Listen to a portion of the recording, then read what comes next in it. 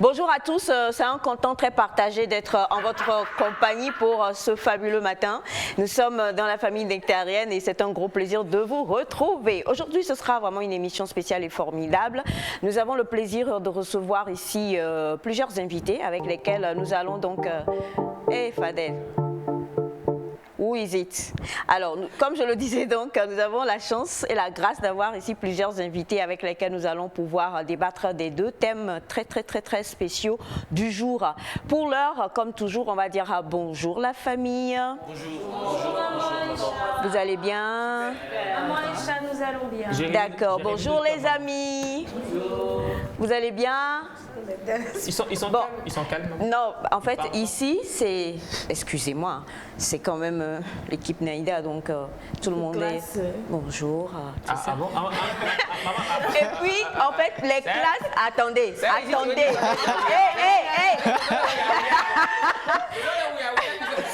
Donc, et maintenant, les gens classe qui sont allés se mettre malheureusement ou malencontreusement derrière Monsieur Elias sont justement en train de perdre tout ce qui fait leur classe. Ils sont venus comme Elias. Mais non, je rigole. C'est vraiment un plaisir de vous avoir aujourd'hui pour l'émission et je suis sûre qu'on va passer de très beaux moments ensemble. Avant cela, Fafa, comment tu vas? Super bien, maman, et toi? Attends, tu attendais la question là depuis, non? En fait, j'étais en train de me regarder, donc... Tu te regardais? Ok, regarde-toi. Quand tu auras fini de te regarder, partage ton content partagé. Ah, c'est arrivé là-bas. Partagez. Bonjour, chers amis téléspectateurs. J'espère que vous allez bien. C'est une joie d'être avec vous ce matin. Je perds la sœur. Tu perds la sœur. Ah, c'est quoi? Tu perds la sœur. Quand même, nous allons bien. Merci, bonne arrivée à l'écart. Bonjour Féfé. Bonjour maman. J'espère que vous allez bien. Oui. Voilà, c'est jeudi. Voilà. Aujourd'hui, on va partager encore de bons moments ensemble. On va partager de belles informations. On va partager des expériences de chacun de nous. Donc voilà, dans le thème de mode qui nous réunit encore aujourd'hui. Donc restez connectés, ça va être chaud, ça va être fun. Ça va être chaud, ça va être fun et nous sommes nous sommes dégourdis d'être en ta compagnie. Je suis aussi dégourdi. Il n'y a pas de souci. La dégourdance de ça. Bien. La position a changé quand on a vainqueur. Je suis prêt pour répondre. Dès qu'on dit Elias, bonjour, Jacques. Elias, bonjour. Bonjour, maman. Hein? Alors, ce matin, je salue du Felgou. Parce que j'ai rêvé de vous cette nuit quand je dormais. D'habitude, tu ne dors pas la nuit, c'est ça? Ah non, mais il fallait préciser que j'ai dormi la nuit. Alors, j'ai arrivé de Dufaygout. Et puis, je me suis vu à Dufaygout, quoi. Là, tu t'es vu à Dufaygout, mon frère? Dans un rêve, c'est normal. Tu es sorti de ton corps. Non, du tout. Dans le rêve, on était avec maman Aïcha d'ailleurs. C'est là, je n'ai pas dit, attends, capteur. Donc, à deux. J'aime pas quand tu rêves de moi. C'est terrible, c'est horrible. J'aime pas quand tu rêves de moi.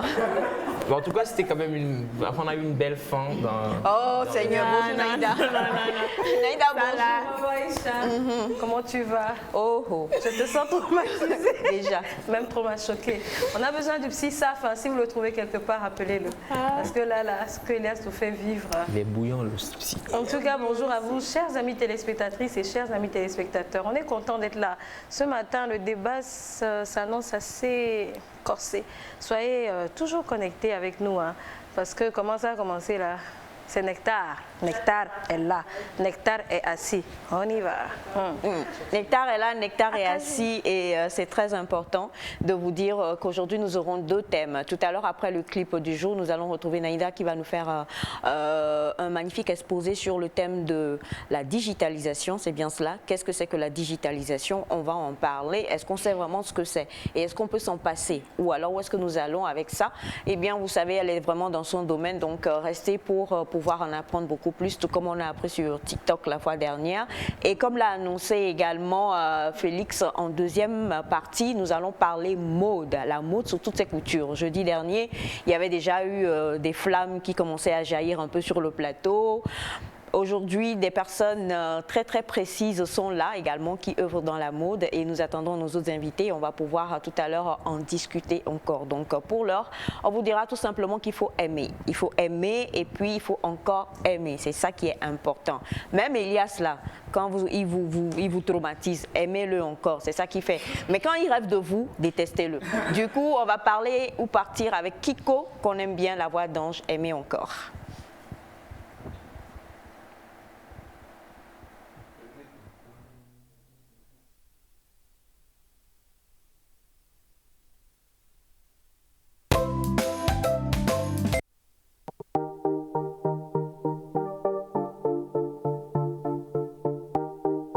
Damser on the beat.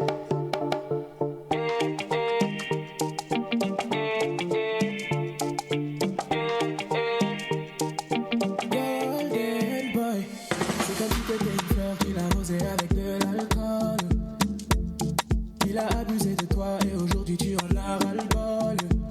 Avec ton cœur il a joué, tu ne l'as pas vu venir. Essaie de l'oublier et tourne-toi vers l'avenir. Tous les hommes sont pas pareils, il y en a qui pourraient te traiter mieux. Arrête de comparer, ce n'est pas comme ça que tu iras mieux. Je sais qu'on t'a blessé et qu'on a détruit ton cœur. Laisse-moi te consoler, ça ne sert à rien d'avoir peur. Si ton cœur est cassé, je vais le réparer. Si t'oublies ton passé, tu pourras aimer encore. Si ton cœur est cassé, je vais le réparer. Si t'oublies ton passé, tu pourras aimer. À cause de tes blessures, tu n'arrives plus à faire confiance. Ta vision de l'amour s'arrête à cette mauvaise expérience. Je ne suis pas comme tu penses et je ne vais pas te laisser tomber. Oh ma chérie, donne-moi une chance. Je veux juste te prouver que tous les hommes sont pas pareils. Il y en a qui pourraient te traiter mieux. Arrête de comparer, ce n'est pas comme ça que tu iras mieux. Je sais qu'on t'a blessé et qu'on a détruit ton cœur. Laisse-moi te consoler, ça ne sert à rien d'avoir peur. Si ton cœur est cassé, je vais le réparer. Si t'oublies ton passé, tu pourras aimer encore. Si ton cœur est cassé, je vais le réparer. Si t'oublies ton passé, tu pourras aimer plus fort. Si ton cœur est cassé, je vais le réparer. Si t'oublies ton passé, tu pourras aimer encore. Si ton cœur est cassé, je vais le réparer. Si t'oublies ton passé, tu pourras aimer plus fort.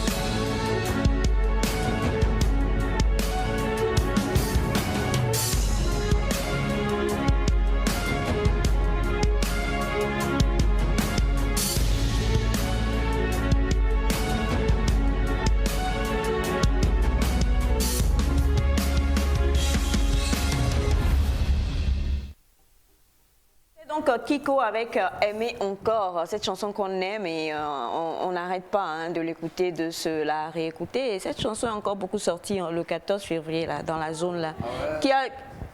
Comment il a ri là? Il faut qu'on lui pose la question parce que je sens qu'il a...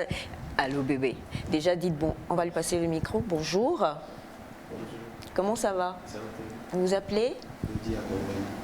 Doji à... D'accord, monsieur Doji.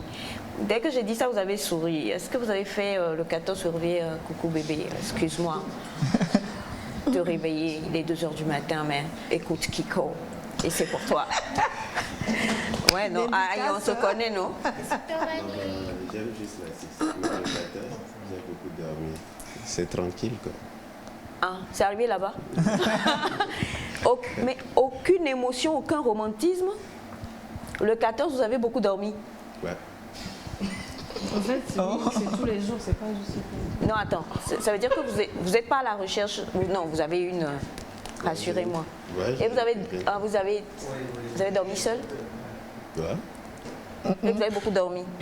Oui. Genre, c'est vous... Tranquillement, le 14, ça me dit pas grand-chose en fait. Ah. D'accord. Ok. Si ce n'est que ça, il n'y a pas de souci.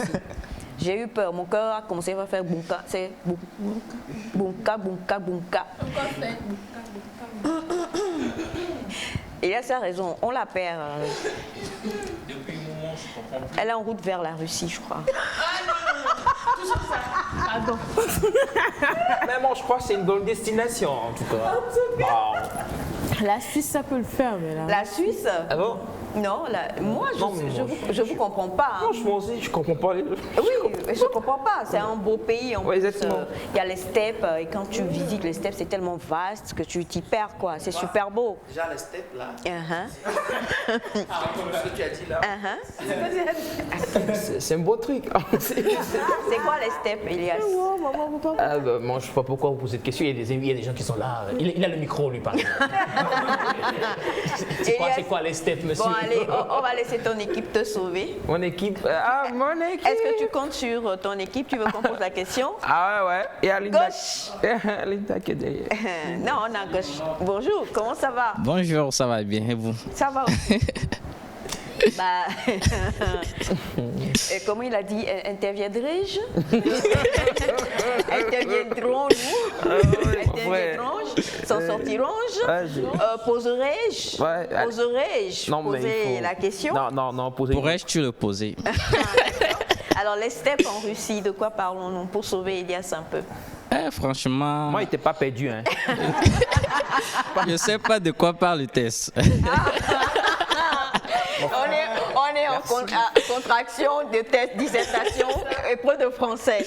Bon, allez, et la famille est au complet. Je dois vous le dire aujourd'hui, on a le plaisir d'avoir à la réalisation Monsieur Fadel Djibrine. Il a une belle chemise que j'ai vraiment aimée. Oui, très belle chemise. Fadel, comment on a fait là? Il faut pas nous... Il faut... Vous avez fait quoi? Que ça soit un content partagé. Comment on a fait ouh là? Ça n'a qu'à être un content partagé. C'est-à-dire qu'à la fin, il faut dire non. Comment moi il fait à Talakou là? Je vous envoie tout chez la vendeuse de Pédigaou qui est derrière la TVT. À la télévision. Pédigawa. C'est ouais, Mia Imolu alors. Et puis au bas, à gauche, comme toujours, c'est-à-dire à ma gauche, comme toujours, et encore heureux que ce soit lui qui soit là, nous avons le digne, le seul, le père du content partagé, le père de la tournance du monde. Nous avons le père. Papa. Inspiration. Et on a le père de mon grand papa Galiléo, alias mon grand-papa, et mon grand-maman. On a coupé. Il s'agit bien sûr de papa Claudien, qui est donc le père d'Elias, et qui est avec nous. Et heureusement encore pour nous, nous avons la sagesse, l'unique voix autorisée, la sagesse Bachanga, le seul descendant que nous avons ici, des thèmes dans l'équipe nectarienne qui gère tout comme ça se devrait. Mon oncle et la fierté avec laquelle je suis heureuse de dire qu'il est mon oncle, il s'agit de Bachana. Maman, non, tu as présenté, oncle. C'est mon oncle. Je suis pas fier de mon père. Hein? J'ai dit, mon oncle a acheté quelque chose là. Si je ne fais pas bien à la couleur, je ne monte pas dans ça. Donc, c'est mon oncle, il n'y a rien d'autre à dire. N'est-ce pas, Bachana? C'est ça. Alors, vous aurez tout à l'heure à voir Bachana et on pourra intervenir également. Mais comme nous vous l'avons dit, la première partie sera donc pour pouvoir parler du thème de la digitalisation avec toi, Naïda. Nous allons parler digitalisation. C'est un terme qui revient de plus en plus, mais je pense qu'on ne comprend pas forcément très bien. Donc, d'entrée de jeu, c'est quoi? Qu'est-ce qu'on appelle la digitalisation? Je vais vous dire la définition et ensuite on va débattre autour. Donc, la digitalisation, c'est le procédé qui vise à transformer un objet, un outil, un processus ou un métier en un code informatique afin de le remplacer et le rendre plus performant. Transformer un objet, un outil, un processus ou un métier en un code informatique afin de le remplacer et le rendre plus performant. Okay. Donc, quand on parle de digitaliser un métier, puisqu'on parle ici de métier, on parle d'outils, on parle de pas mal de choses. Je suis désolée parce qu'il y a ces mots. Bon, je vais développer. En fait, on va tu as lu et puis tu as relu. Et puis on a regardé, mais tout le monde avait l'air d'avoir compris. Donc on s'est regardé. Et puis il a dit un go, ok. Ok, quoi. Je vais aller avec des exemples beaucoup plus terre à terre. D'accord? Avant, quand tu allais à la banque, dans le temps, il y avait des livrets pour suivre peut-être les transactions des gens. On doit aller chercher peut-être ton livret avec ton nom pour pouvoir voir et noter les transactions. Aujourd'hui, quand tu vas à la banque, on allume un ordinateur, on tape ton nom, ton numéro de compte et toutes les informations ressortent. Exact. Donc, ce processus-là a été digitalisé. Ce n'est plus la même chose qu'avant. Donc, ça, la digitalisation, c'est le fait, comme le dit la définition, de transformer un métier ou un outil, un processus en un code informatique pour remplacer l'ancien processus qui était là et le faciliter. Aujourd'hui, tu peux consulter ton compte en banque sur ton smartphone.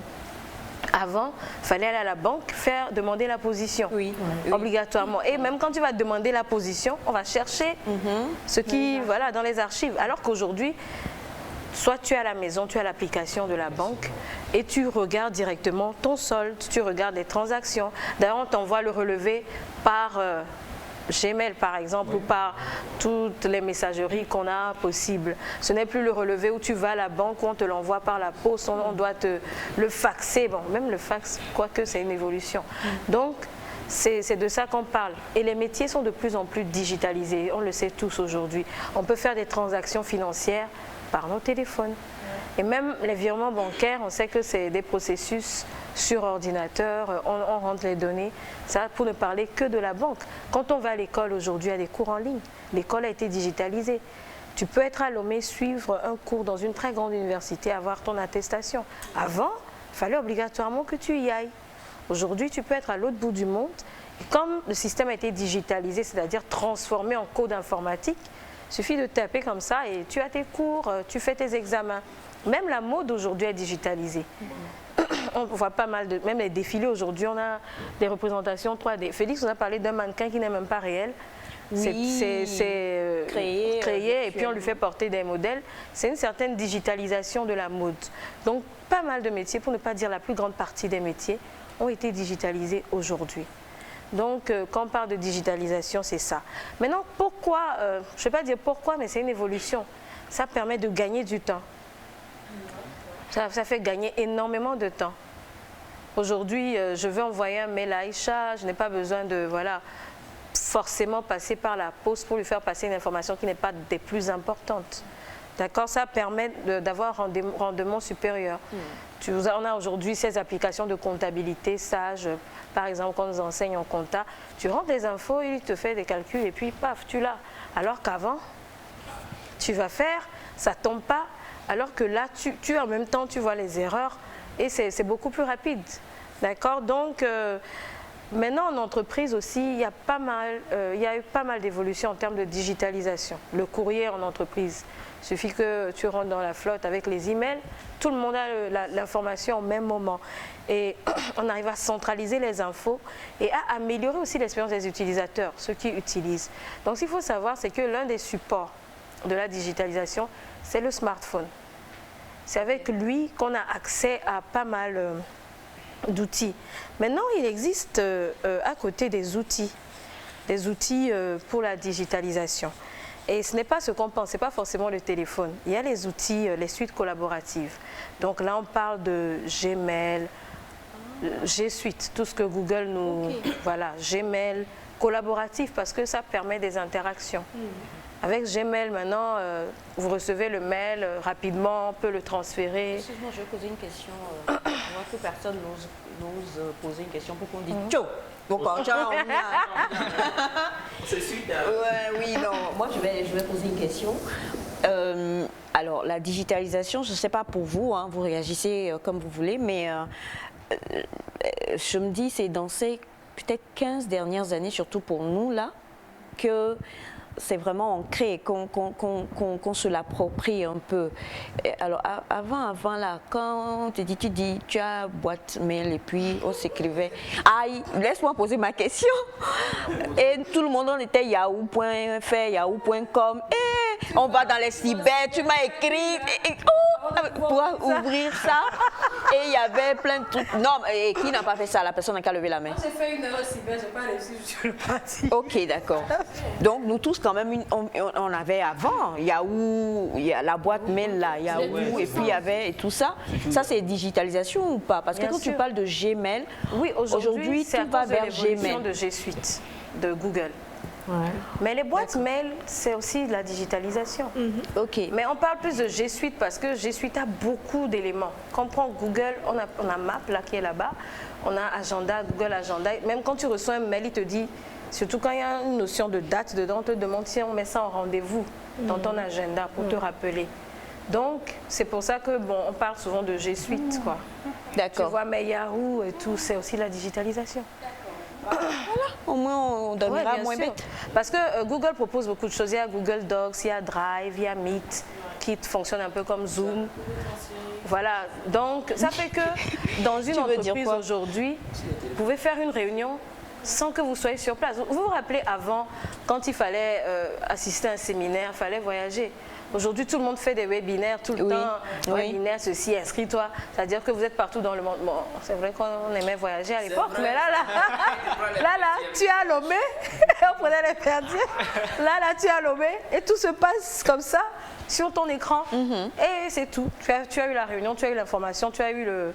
Voilà, on ne va pas déplacer maintenant le formateur, payer son billet d'avion et tout. Il est à la maison. Peut-être même qu'il n'a même pas mis de pantalon, comme on le voit souvent, relax. Et puis, il te donne les infos. Même en journalisme, aujourd'hui, on remarque beaucoup de... Je ne sais pas si vous avez vu cette vidéo d'un journaliste américain, on demandait son avis, un consultant. Et il y a son enfant qui sautait dans la caméra, qui criait. Comment on se sent? C'est la digitalisation. Avant, peut-être, on l'aurait eu au téléphone, il allait parler ou il serait venu sur le plateau. Mais aujourd'hui, ça permet quand même d'aller vite, beaucoup plus vite, de dépenser moins également pour pouvoir avoir les choses. Donc, il y a tellement d'outils de digitalisation. Parlons de Excel, parlons de Word. C'est devenu même des incontournables pour faire passer un document. Déjà, même le document, on le rédige dedans. Si je veux que Aïcha voie, il suffit que je lui envoie. Il n'y a pas de perte de temps. Je ne suis pas obligée d'imprimer le document, de lui amener. On va jeter tout le papier qu'on aura. Voilà. Elle regarde, elle peut faire des commentaires, des corrections directement. Donc, c'est aussi un outil de la digitalisation. Donc, il y a tellement d'outils. Après, on va à Skype, qui est là depuis, ça fait très longtemps. On va à Google Meet, on va à Zoom et toutes les applis qui font leur entrée de plus en plus. Et il y a des plateformes de plus en plus sophistiquées qui viennent avec le temps. Donc, quand on parle de digitalisation, pour faire court, parce que c'est vraiment vaste et long, c'est ce processus-là par lequel on transforme un ancien procédé qui est beaucoup plus mécanique manuel en quelque chose de numérique. Donc ça devient très accessible, facile, on peut y accéder très vite. Donc en gros c'est ça. Maintenant la digitalisation, il y a les dangers, tout ce qui vient. Il y a le côté positif. Là, on n'a parlé que du positif. Et il y a bien sûr le côté négatif de la digitalisation. Hein? Comment tu es? Donc, quand on parle de digitalisation, tout devient de plus en plus digital, comme on le dit. Ce n'est pas tout le monde qui arrive à suivre rapidement. Il y a ça. Aujourd'hui, pour une grand-mère au village qui doit consulter son solde en ligne, ce n'est pas toujours évident. Donc, même dans les entreprises, il y a certaines personnes qui ont du mal à suivre tous les outils qui sont mis en place. Donc ça, c'est un des petits problèmes qu'on peut rencontrer. Après, on va vers les dangers les plus grands, la fuite des données. Parce que plus vous centrez vos données de manière digitale, plus vous devez avoir de la sécurité autour, la cybersécurité qui doit avoir autour. Vous devez payer de plus en plus aussi pour avoir de la sécurité, pour que les données de l'entreprise ne se retrouvent pas quelque part où on ne doit pas les avoir. Vous devez sécuriser les données aussi de vos clients.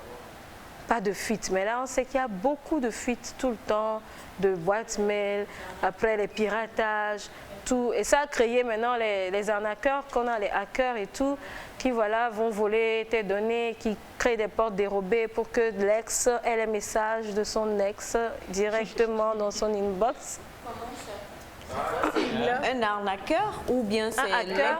Si moi je suis l'ex, par exemple, de Monsieur Félix, je peux voir un hacker, Monsieur Elias, et le hacker va envoyer un lien ou quelque chose à Monsieur Félix et dans son ignorance ou dans son innocence, il va cliquer là-dessus et moi je vais recevoir tous ces messages qu'il écrit sur mon téléphone en temps réel. Tout ce qui se passe là, moi je lis. C'est comme des caméras de surveillance. WhatsApp en fait. Sur WhatsApp partout. Tout Même les messages. Non, je parlais et les messages. Bien simples. sûr. SMS aussi. Oui. On peut cloner le téléphone. C'est pour ça qu'on dit quand on vous envoie des Pourquoi liens vous êtes là. méchant comme ça? Quand vous envoie des liens là, si tu ne connais attention. pas, pardon, ne clique pas, on te dit que telle entreprise offre une voiture pour ces... Pardon, c'est dangereux. Non. Il y a 20 personnes. Il ne faut pas faire. Non, mais le problème, c'est que si quelqu'un veut c'est cloner, c'est ce que tu viens de dire. Ce sont des portes dérobées qui sont créées en fait. C'est ça, donc peut-être que la personne va passer par CMFA. CMFA m'envoie un lien, tout de suite je ne vais pas me dire pourquoi elle m'envoie. C'est ça le problème. Oui, mais même quand, on l'a dit, même quand le lien vient d'une connaissance, parce que quelquefois, comme ils sont piratés, les liens se lancent tout seuls dans leur mail. Moi, ça arrive beaucoup sur Messenger où ça vient et la personne te dit, après il écrit ne clique pas, j'ai été piraté. Donc la personne même ne maîtrise pas. Du coup, quand un lien vient, il faut demander c'est quoi. Si la personne n'est pas en mesure de te dire ce que c'est, tu ne cliques pas. Bon, je pense que c'est une habitude qu'on n'a pas encore. Enfin, mais il faut l'avoir. Moi, sincèrement, j'ai perdu mon disque dur comme ça. On voit un lien. Non, j'ai perdu toutes mes données. Une opportunité. Mon disque dur a lâché parce que mon médecin m'a envoyé un lien dans un mail. J'ai dit, oh, mais c'est mon médecin. J'ai cliqué, c'était un cheval de Troie. J'ai perdu toutes mes données. Un cheval de Troie. Tu connais pas venus à Troie. Tu connais pas cheval de Troie? Oh, Elias. Donc, même son père dit c'est 3 cheveux. Non, mais c'est Vovo. C'est Vovo, non? C'est Vovo, non? Donc, il faut faire très attention aux liens qu'on vous envoie. Tant que ce n'est pas quelque chose, on te dit YouTube, tu vas avoir l'aperçu. C'est Facebook, quelquefois on a l'aperçu, mais tu regardes bien, tu demandes à la personne qu'est-ce que tu m'envoies. Si la personne n'est pas en mesure de te dire que c'est surtout cette affaire d'une entreprise a fait son 50e anniversaire, il y a tel nombre de voitures, il faut faire attention. Parce que c'est comme un hameçon qu'on t'envoie là pour que tu saisisses ça. Et après tu as tes données qui sont répliquées je ne sais où et chez je ne sais qui. Aujourd'hui, n'importe qui peut aller chez un hacker, bien le payer pour avoir les données de quelqu'un. Donc il faut faire très attention pour ne pas se faire hacker aussi facilement. Les données là, on fait quoi avec? Si c'est ton ex, elle veut savoir ce qui se passe. Mais les données sont revendues à des entreprises. Ça peut être revendu à des entreprises. Aujourd'hui, si je prends une application qui a ta boîte mail, ta date de naissance, tes images et tout, si une entreprise veut faire je ne sais pas quoi, elle peut venir acheter les données chez l'autre. Et toi, tu fais partie de ses clients potentiels, on t'envoie les pubs et tout. Et ça, c'est le côté même Elle te gentil de la détient chose. complètement. Ouais, elle te détient. Sinon, généralement, quand tu es hacké, ta carte, c'est vrai qu'ici, beaucoup n'ont pas les cartes Visa et tout. Soit quand on a ça, on n'a même pas d'argent dessus. Mais on te vide ton compte proprement. Il y a un cas comme ça qui est arrivé où quelqu'un a reçu un ordre de virement. Et on parle de grosses sommes, ce n'est pas une affaire de 50 millions. Et ils ont appelé le client, je crois, après pour confirmer. Le client dit, je n'ai jamais demandé ce transfert-là. Donc, quand on peut te vider ton compte bancaire tout de suite, faire des achats avec tes données, ta carte, tout de suite. Ou si la personne veut faire du mal à quelqu'un, peut acheter une arme avec toi, tes données. Et quand on va faire l'enquête, c'est ton nom qui peut ressortir. Donc, il y a pas mal de dangers qui sont dans cette digitalisation qui est venue positivement. Après, il y a le contenu à caractère pornographique, surtout quand on prend les enfants qui ne sont pas... Mais, voilà, même certains adultes, voilà, tu tombes. Aujourd'hui, sur Internet, on tombe dessus comme ça. Il y a des sites, tu vas innocemment pour faire des recherches. Et quand tu viens, c'est publicité de ça qui sort. Et il y a même de ces virus. Tu ne vois pas, tu fermes les yeux en même temps, ça comme ça. Regarde, et il y a de ces virus aussi quand tu cliques. Sincèrement, quand tu tombes dessus, tu fermes les yeux. Non, tu fermes le PC. Même pas. Mais Jesus. Tu fermes. Non, sincèrement. Non, pourquoi tu reposes la question? Oui, parce que nous avons vu avec toi le lundi ou le mardi, tu nous expliquais que concernant TikTok, si tu ouvres et que tu dures ne serait-ce que quelques secondes sur une vidéo, par exemple pornographique, ben, l'algorithme se dit que c'est ce que tu préfères et on va te l'envoyer le plus souvent. Si tu... En fait, il faut entrer dans les comptes TikTok des hommes. Pourquoi les garçons sont en train de rire? J'ai l'impression que... Vous, tu connais mes contenus. En fait, les garçons sont en train de trop rire. Toi? Ouais. La cause? Il dit la parole de Dieu, c'est pas vrai. Non, arrêtez, ne mentez pas. Nous sommes en train de nous édifier les uns les autres, chers amis téléspectateurs. Donc, nous tous aujourd'hui, quelque part, parce que je vais te poser la question, tu nous répondras tout à l'heure, nous sommes sous le coup. On ne peut plus dire de nos jours, je choisis, c'est impossible. Tu vas vivre à Kuala Lumpur ou quelque part, dans le coin le plus reculé du monde aujourd'hui, il y a la digitalisation, n'est-ce pas? Tu es obligé d'utiliser ça. Donc, je sais que, mesdames, vous êtes trop classe, ça ne peut jamais vous arriver. Il y en a qui regardent des sites pour... Non. Voilà. Bon. Et donc, du coup, monsieur riait tout à l'heure, il va prendre le micro. Oui. Ils sont trois, oui. Et il ne faut pas mentir. Hein. Bonjour. Bonjour. Voilà. Merci, tonton. Présentation, s'il vous plaît. Moi, c'est Pascal Amaola. Bien, monsieur Pascal, dites-nous, tout à l'heure quand Aïda parlait, vous acquiesciez beaucoup de la tête. Est-ce que par un pur hasard, un hasard qui ne dit pas son nom, vous avez ouvert, vous êtes allé, je sais pas, et comme Elias, et vous avez vu des choses et vous avez fermé. Et vous avez fermé, ou bien quand même vous avez regardé, vous avez dit non, mais ça c'est pas bien, ignoble, franchement, voilà. Ce n'est pas un content partagé. Bah oui, bien sûr. Hein? Bien sûr, bien sûr. Oui, bien sûr, il a dit, c'est pas encore la fuite. On a quand même eu cette habitude-là de surfer sur des sites et puis de tomber sur ce genre de choses. Accidentellement, bien sûr. Mais bon, on essaie quand même. Il y a toujours cette petite flèche là, ou bien c'est une croix, voilà. Généralement qui est de l'autre côté. Bon, c'est un peu caché souvent, donc tu cherches et puis tu cliques et puis ça part. Et ça part. Voilà, tu continues ton bonhomme. Pourquoi? Moi, j'ai jamais eu ce genre de proposition. Est-ce que vous durez un peu quelques secondes? Bah non. On te fait attendre pendant au moins 5 secondes avant de pouvoir cliquer sur ignorer la... Oui. Voilà.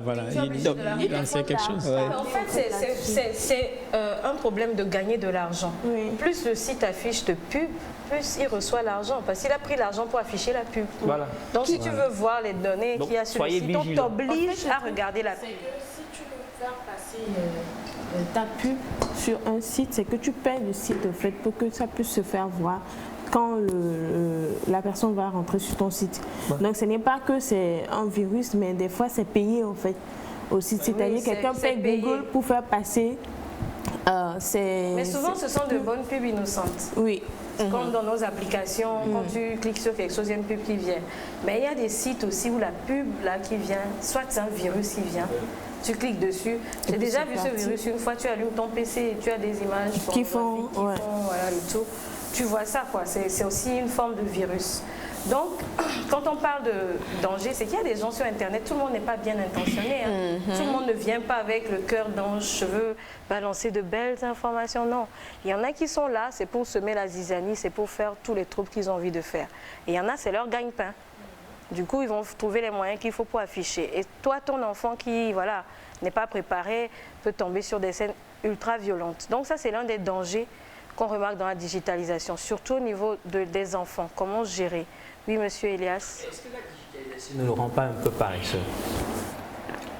On peut dire que oui, tout est devenu tellement facile et rapide qu'il y a des choses... Bon, souvent on attribue ça, on dit voilà, la génération d'aujourd'hui est paresseuse parce qu'ils ont tout de suite. Il suffit de cliquer, tu veux un film, avant il fallait attendre que ça sorte. Peut-être que tu dois aller au cinéma. Mais aujourd'hui, oui... Oh, il y avait cinéma avant, non pas vidéo pas. D'accord. Donc avant, il fallait attendre peut-être que la TVT ait l'autorisation de jouer tel film et tu vas le voir. Ça sort aujourd'hui, tu en as entendu parler, tu le vois dans 5 mois. Aujourd'hui, le film sort en même temps. Quelqu'un allait au cinéma avec sa caméra, il a filmé. On te met une vilaine version là en ligne, tu peux aller la regarder. Ou c'est disponible sur des applications de films aujourd'hui qu'on connaît. Et c'est rapide. Cette série-là qui a eu du succès, Squid Game, à peine c'est sorti il n'y a pas longtemps, nous tous on a regardé ça à Lomé. Alors qu'avant, il fallait peut-être attendre qu'une telle télévision, telle de telle, ait l'autorisation et tout. Mais aujourd'hui, on a tous regardé ça sur Internet. C'est un point positif dans la rapidité. Dans la rapidité des choses, on gagne du temps. Mais bon, après le piratage à côté, parce que nous, on ne paye pas forcément pour regarder, parce qu'on télécharge, ce n'est pas légal. Forcément. Mais quand on télécharge le site, on télécharge, gagne quelque chose, enfin, je crois. Je ne sais pas. Aujourd'hui, il y a les sites comme les torrents. Ils gagnent. Mais on les bloque de plus en plus. Hein. Oui, c'est ce que je veux dire, parce que je sais que si c'est du piratage, il y a des lois qui sont votées quand même, non, contre ces sites-là. Même ces téléchargements, majoritairement, ça marche vers l'Afrique, mais pas... oui. Là-bas, quand tu télécharges, j'ai appris chez un ami qu'il est allé voilà, fraîchement en France. Il pensait que c'était comme à Lomé. Il télécharge et puis reçoit un email. Ce que vous avez téléchargé là. Pardon. Il faut payer. Ouais. C'est pas gratuit. Mais ici, il y a beaucoup de choses qui sont un peu laissées parce qu'ils disent qu'ils n'arrivent pas à contrôler le marché africain. Donc nous, quand ça sort en même temps là, on regarde, c'est l'Afrique. Bon, c'est pas aussi, voilà. Donc l'autre crainte que les gens ont avec la digitalisation, c'est qu'il y a des métiers qui se perdent. Certains se disent, est-ce que dans 10 ans, il y a des robots même pour les opérations? Il y a des robots pour tout. Est-ce que dans 10 ans, on aura encore besoin des hommes dans certains métiers? Il y a certains métiers aujourd'hui qui n'existent même plus. Les machines, les algorithmes, les robots le font. Est-ce que bientôt, avant il n'y avait pas de guichet automatique, tu devais obligatoirement... Et j'ai suivi un exposé un jour, ça m'a fait réfléchir, on dit avant, tout le monde devait peut-être venir par rapport à la décentralisation, à Sigamé pour aller à la banque. Donc ça faisait vendre les dames autour. Elles savaient que quand les gens vont venir attendre, ils doivent manger. Aujourd'hui, il y a des agences ailleurs. Les gens n'attendent même plus. Donc la bonne dame qui a sa nourriture à côté, elle ne pourra pas vendre parce que la personne vient et rentre en même temps, on a tapé, c'est sorti, on lui donne, ou bien il va au guichet, il n'attend plus. Donc la digitalisation fait partir plusieurs métiers. Vous savez que les TGV aujourd'hui en France, il n'y a même pas de conducteur. Bon, pas qu'en France. Tu vois le TGV arriver, j'ai cherché le conducteur, je ne l'ai pas trouvé. Donc ce sont les machines qui nous conduisent. Donc, il y a toujours des... Quand vous étiez... Il y a toujours des trains métro avec conducteur. Mais moi, je me dis à la longue, il n'y en aura peut-être plus. Il suffira de taper tous les codes informatiques qu'il faut dans le système. Et la machine sait que je dois être à l'heure, à telle heure. Ici, si ceci, puis ça fonctionne aussi beaucoup avec Silogie. Si ceci, je suis ici. Voilà. Et il y a beaucoup de métiers aujourd'hui qu'on n'a plus. La digitalisation, c'est compliqué. Hein? On aime à cause de la rapidité, mais malheureusement, il y a beaucoup, comme tu l'as dit, qu'on n'a pas touché.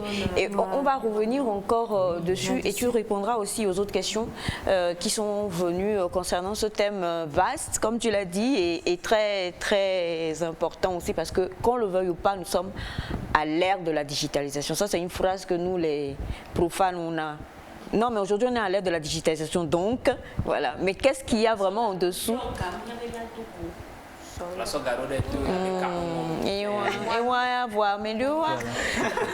Bachana nye do les que bachana qui les roya même. Bachana nye do la be va ni down. 5 h du matin, s'il te plaît. Ni down first.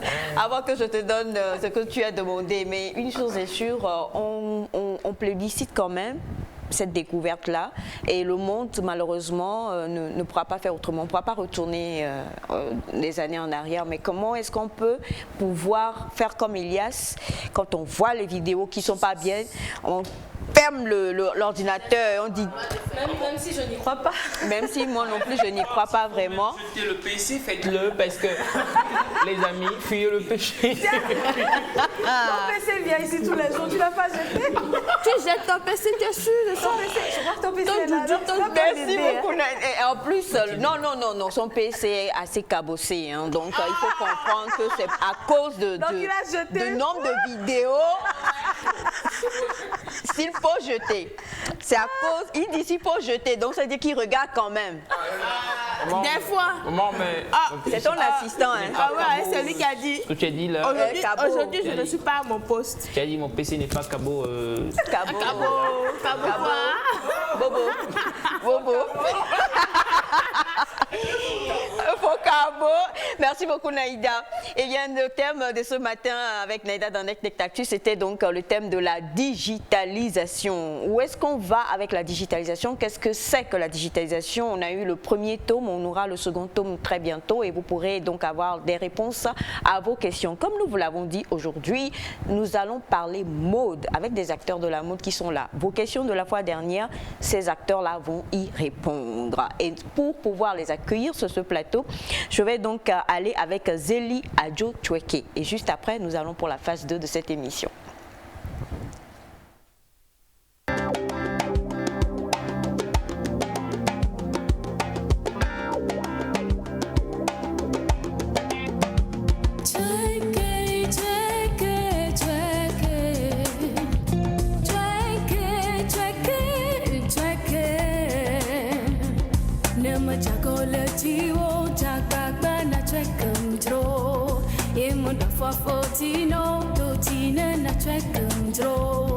Eu batrava no chingo e canawa no nyotisira. Me batoma ila ek manatoma sia. Eu batrava no chingo e canawa no nyotino vi. Dada toma ila ek manatoma sia.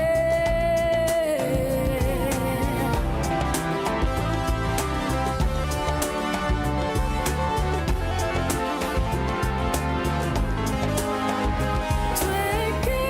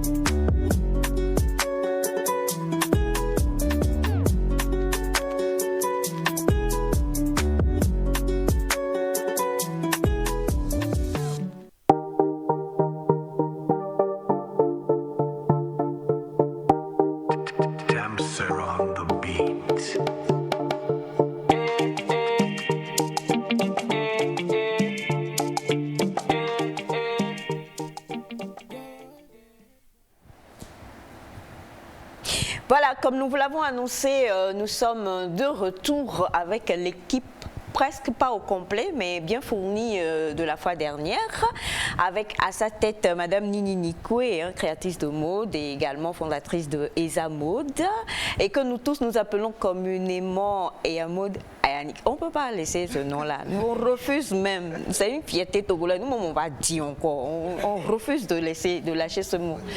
Bonjour et bonne arrivée. Merci beaucoup, bonjour. Et un bonjour aux téléspectateurs en regardant votre caméra.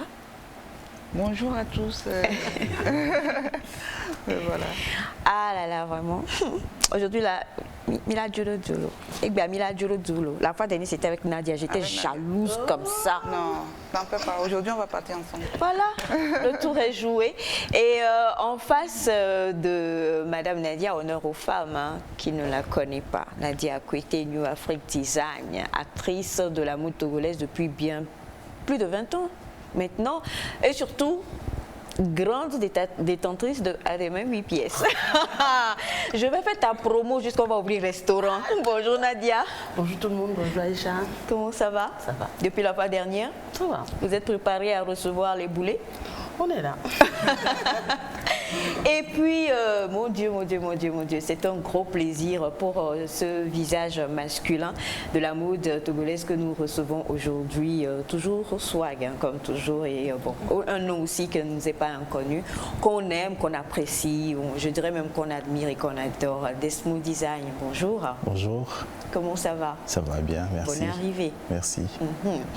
Sur ce plateau, vous avez donc des invités qui sont là. On a également un visage qui n'est pas inconnu à la matinale, que vous retrouvez, je suis sûre, avec beaucoup de plaisir. Mr. Benny Johnson, bonjour. Bonjour Aïcha. Et bonjour à tout le monde. Bonjour. Et c'est un plaisir, en même temps un privilège en fait, de partager ce plateau avec ces grandes personnalités de la mode et en même temps avec vous, très chers téléspectateurs. Bonjour. Bien. Alors, nous sommes dans la rubrique Neck Mode de Mr. Félix et nous allons introduire deux grands thèmes. Nous savons qu'il y a eu un premier thème qui a commencé à envoyer des étincelles la semaine dernière et ils vont y répondre, mais également on a un autre thème bien plus spécifique. Exactement. Alors, ce plateau spécial, c'était dédié à la femme en l'honneur de la Journée internationale des droits de la femme qui était le 8 mars dernier. Et donc, le thème qu'on était censé débattre le jeudi dernier, qui n'a malheureusement pas été débattu, c'était les femmes de mode, les atouts et les handicaps. Les femmes de mode, généralement même le terme femme de mode, on ne le dit pas souvent, c'est homme de mode, on dit généralement, mais aujourd'hui on dit femme de mode. Les atouts et les handicaps, c'est le thème qu'on va débattre aujourd'hui à la suite du thème concernant la décence des tenues sur les podiums de défilé. Donc voilà, c'est un privilège d'être avec vous aujourd'hui, de partager ce plateau également. Et voilà, on va y aller. Nous allons y aller. Et comme tu le dis, on parle déjà de femmes de mode. Bon, on le dit aujourd'hui, oui ou non, femme de mode. Est-ce que déjà, vous, en tant que femme dans la mode, ça, comme Madame Nini fait, ça veut dire que la mode est toujours pour les hommes. Enfin, on a envie de partager, de savoir.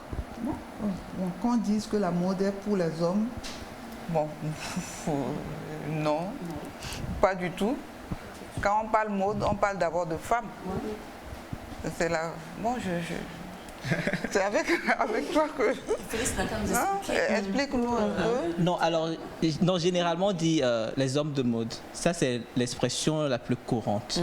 On entend moins souvent femme de mode. C'est-à-dire, on dit homme pour généraliser. Voilà.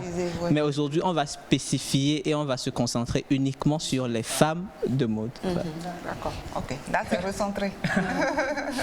Eh bien, puisque c'est comme ça, moi j'ai envie de demander, est-ce que déjà, de par les différentes expériences que vous avez depuis tout ce nombre d'années, est-ce qu'il y a, vous avez déjà ressenti quand même une certaine forme discriminatoire où vous vous dites est-ce que je suis dans le bon mood, est-ce que je suis dans le bon domaine, est-ce qu'on ne privilégie pas plus tel homme parce que c'est un homme dans votre secteur d'activité, est-ce que c'est déjà arrivé? On parle de mode, hein, sur tous les plans, styliste, actrice de la mode comme tu l'es, bon, chef cabine et tout ça, les petites mains, oui, de tout. Bon, pour moi, c'est très globale. Parce que quand on parle de difficultés de femmes dans la mode, bon, en tant que pratiquante du métier de la mode, moi, je n'ai pas de difficulté. Je ne vois pas ce que l'homme peut faire, la femme peut le faire. La femme peut le faire. Bon, maintenant, quand on rentre peut-être dans côté habillement, côté vestimentaire, porter la mode, là, il y a une petite difficulté parce qu'il y a des interdits, il y a des dérapages. C'est là que moi, je peux dire qu'il y a une petite difficulté. Mais exercer la mode, au contraire, en tant que femme, comment, je ne sais pas quelle expression même je vais c'est un plaisir, c'est un plaisir. Quand je prends une femme, et là même, pourquoi on dit souvent que les hommes réussissent mieux la mode que les femmes? C'est parce que quand moi, je prends Desmo, et je le connais, quand Desmo veut créer, Desmo va créer par rapport à ses fantasmes, par rapport à une belle femme qu'il a vue, demain ce serait par rapport à... Même s'il n'a pas accès à cette femme, elle va s'amuser, il va créer. Mais moi, quand je crée d'abord, je m'identifie à moi, rien qu'à moi. D'abord, après je vais dire, bon, je peux voir Aïcha, voilà Aïcha aussi, mais je crée par rapport à moi, alors que l'homme, lui, il a plein de champs devant lui. Donc, de la même manière, quand vous créez pour les hommes, vous imaginez votre... Et ça commence. Mais attends, c'est normal. Ouais. Quand je crée pour un homme, c'est parce que j'ai un modèle d'homme que j'aurais souhaité habiller. Bon, maintenant, je peux après dupliquer sur certaines personnes, d'autres. Mais il y a toujours une référence. On a toujours une référence quand on crée. Je suis d'accord. Tu es d'accord, non? Voilà. Alors, Nadia, pareil? Bon, moi, lorsqu'on parle de difficultés au niveau de la femme, je vais d'abord aller au global aussi. Parler de la difficulté même du domaine de la mode, peut-être togolaise. Avant d'aller me focaliser sur la difficulté que la femme, grand F, a dans ce domaine-là. Nous savons que le domaine de la mode ici au Togo n'est pas forcément facile. Si je prends juste un créateur qui crée ses modèles et met à la disposition de sa clientèle, est-ce que cette clientèle-là a les moyens de payer ses créations? C'est pas sûr. Je suis cliente, il y a plein de stylistes qui nous entourent ici. Peut-être je vais demander un vêtement assez spécial pour une occasion assez spéciale et je vais rechigner pour payer par exemple.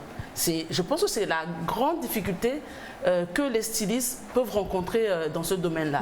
Le fait que le client n'est pas apte ou bien n'a pas forcément les moyens de sa politique. Parce que je veux être bien habillée, au même moment je rechigne à mettre le prix qu'il faut. Moi je pense que c'est vraiment la grande difficulté que nos créateurs ont ici, peut-être même aussi ailleurs. C'est le fait que la clientèle ne paye pas les créations. Parce que lorsqu'on prend un vêtement en prêt-à-porter, normalement le vêtement en prêt-à-porter ne doit pas coûter aussi cher que ça. Ce sont non, je ne vais pas dire les pièces uniques, ce sont les pièces uniques. Moi par exemple, à chaque fois je dois me faire confectionner des vêtements. Ça a un coût, c'est la créativité des stylistes, c'est leur savoir-faire qui mettent sur nous. Mais au final, il n'y a pas le rendu, il n'y a pas le retour qui devrait se faire normalement. Je pense que c'est la première... Le rendu et ce retour dont tu parles là, c'est par rapport à nous les clients, pas par rapport aux stylistes. Et là, nous sommes vraiment sur on parle du socle togolais, parce qu'il y a certains pays de la sous-région quand même, quand tu vas, les gens ils paient rubis sur ongle, quoi. Ça ne leur dit absolument rien. Par exemple. Oui, voilà, la Côte d'Ivoire par exemple, alors que moi, hier je faisais une confession à Félix, la dernière robe de Desmond que j'ai payée, c'est que là, j'avais fait un gros travail. 2013, c'est loin. Ça fait 9 ans. Je n'ai plus porté. Parce que la dernière fois que j'étais venue, j'avais acheté une robe. C'est que le jour-là, moi-même, j'étais contente. D'abord, la personne qui était là, je ne voulais pas me honir. Donc, j'ai serré mon cœur et puis j'ai payé rubis sur on, comme tu dis là. Mais après, j'ai dit, mais vraiment, Desmond aussi, hein. On est au Togo, il n'a qu'à comprendre que... Alors que, moi, je veux dire, à qui la faute? Puisque, quelque part, dans le temps, nos parents, on n'achète pas, même si on n'achète pas, on ne va pas faire de publicité, mais Tiganvo, on va chez la dame du quartier, elle sait que la couturière ou le tailleur, le couturier du quartier, il y avait des prix qui étaient abordables. Le complet, c'est ceci, et puis encore. Mais qui a fait le encore enfant? Tout le monde a fait encore. Oui, ouais. On te ramène 5 enfants qui vont, on leur dit, fais-leur la même tenue là. Et on l'a dit, on l'a quoi là, non. Mais qu'est-ce qui fait qu'aujourd'hui ça a changé? C'est sûr qu'on aime la mode. Alors nous avons Diane qui vient de nous rejoindre. Diane, tu vas nous rejoindre s'il te plaît. Merci de venir t'asseoir aussi. Et qu'est-ce qui fait justement qu'aujourd'hui, mais une seule tenue, comme tu le dis, attends quand même quoi, quand tu vois ton argent que tu gagnes et que tu veux quand même être bien habillé, qu'on dise toi aussi que tu as porté une tenue de créateur. Oui, mais Aïcha, si on prend ces 10 dernières années, la mode togolaise a quand même évolué. Claire.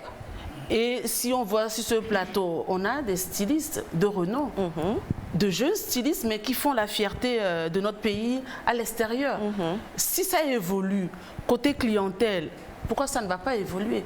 On veut du beau. Le beau, ça nécessite quand même un petit moyen.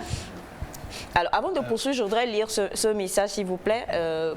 Vous allez parler d'Esmo et vous allez répondre en même temps. Et comme tu le dis, on a aussi des jeunes stylistes qui vont répondre.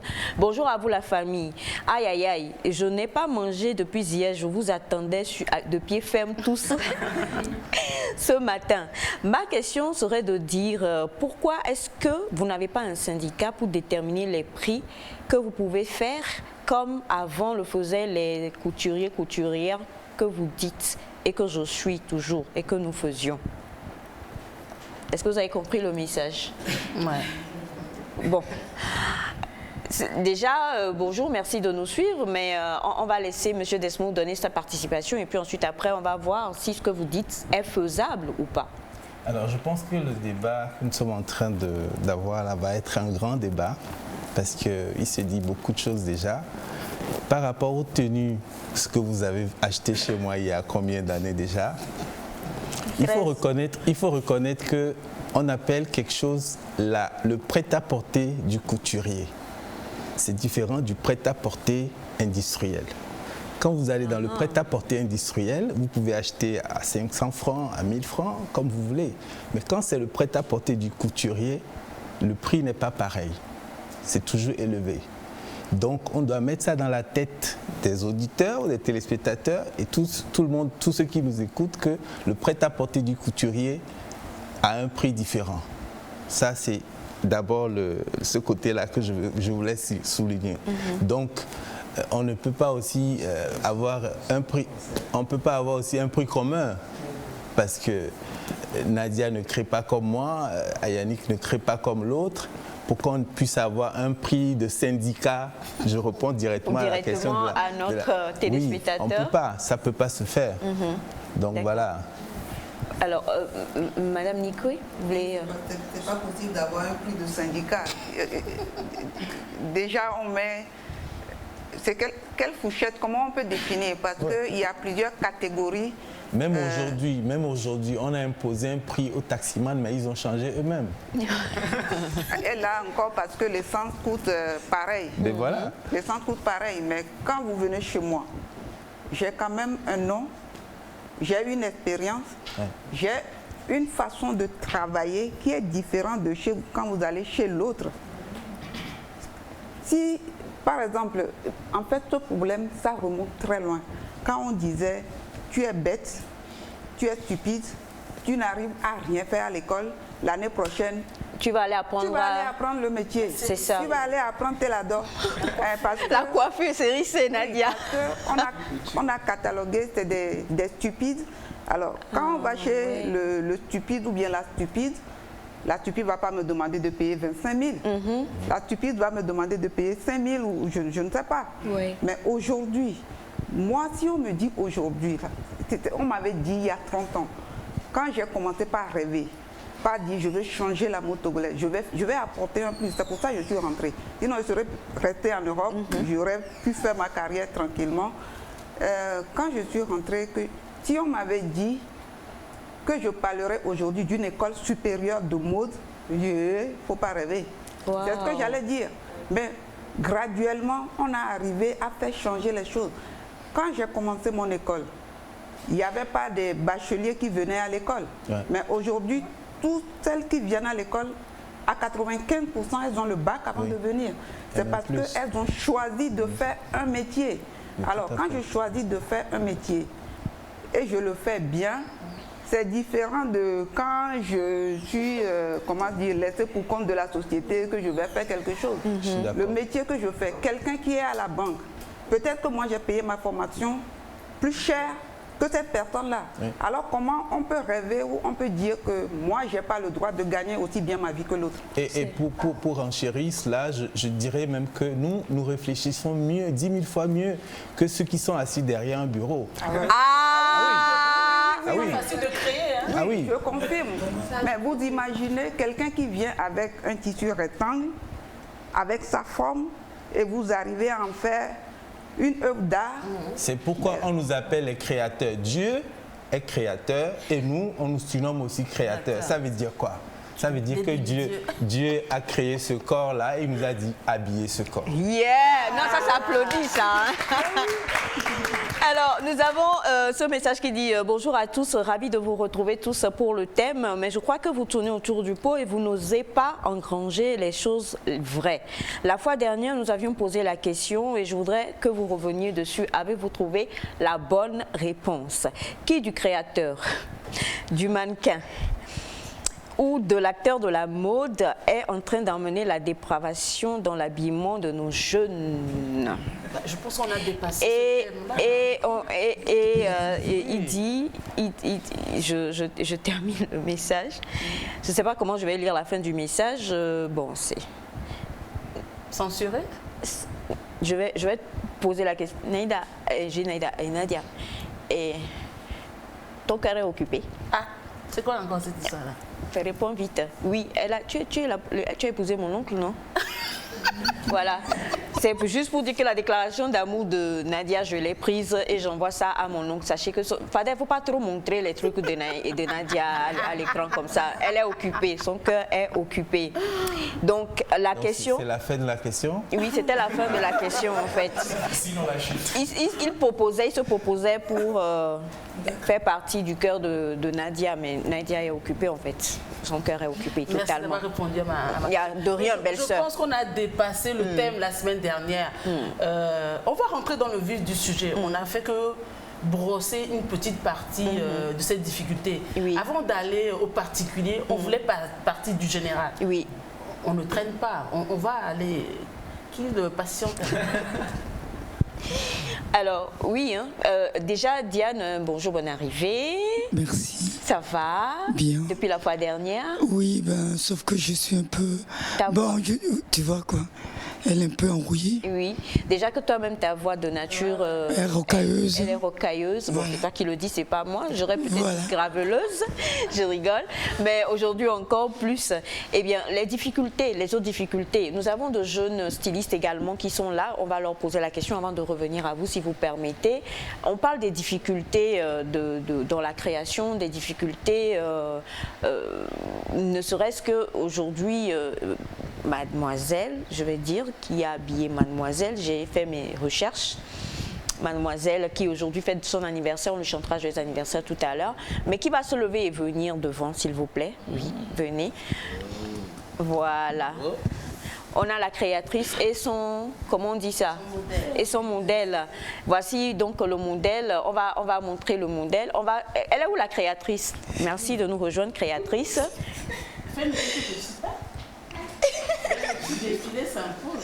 Après tout, c'est son anniversaire, donc voilà.